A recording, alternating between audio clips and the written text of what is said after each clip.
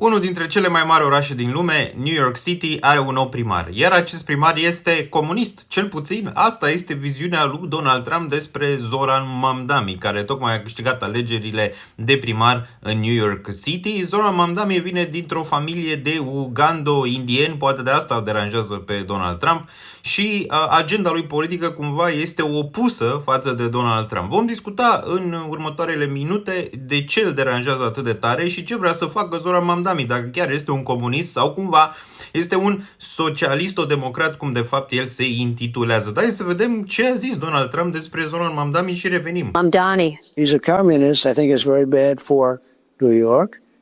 I don't know that he's going to get in. It's inconceivable that but he's a communist and Mr. President, your beloved New York City may well be led by a communist soon, Zoran Mamdani, who in his nomination speech said he will defy ICE and will not allow ICE to arrest criminal aliens in New York City. Your message to communist Zoran Mamdani. Well, then we'll have to arrest him. L-ați auzit pe Donald Trump, care l-a făcut pe Zoran Mamdani un comunist. Nu numai atât, a zis că dacă nu stă cu minte, îl arestează. Înainte să vorbim despre comunism versus socialism și de ce Zoran Mamdani este atât de iubit, mai ales de tinerii din generația Gen Z, o să ne uităm și ce a zis Zoran Mamdani despre Donald Trump, deoarece și el a avut un mesaj. Hai să vedem.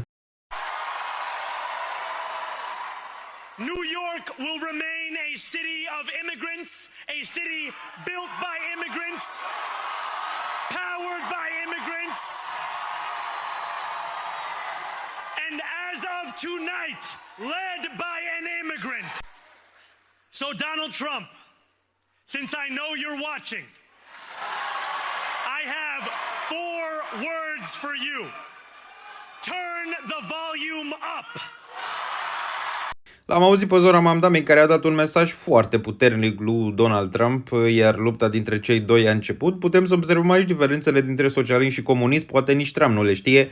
În socialism, reducerea inegalității este importantă și asta vrea să facă Mamdani. Comunismul este eliminarea completă a proprietății private. Statul controlează o parte din economie în socialism, iar în comunism partidul controlează tot. Deci sunt diferențe majore, le puteți vedea aici. Faptul că Zoran a câștigat în New York nu este întâmplător. Tot mai mulți tineri din generația Gen Z sunt atrași de partea comunistă, partea socialistă. Și acum trebuie să ne întrebăm de ce. Răspunsul e destul de simplu. Distanța dintre bogați și săraci e din ce în ce mai mare în 2025 și asta împinge oamenii și mai ales tinerii spre zona asta comunistă-socialistă, care le promite foarte multe lucruri, printre care egalitate, educație gratis și multe alte lucruri. Rămâne de văzut dacă Zoran se va ține de cuvânt sau este doar un slogan. Dar voi ce părere aveți? Lăsați în comentarii, deoarece e important să începem discuția. Stay safe, much love!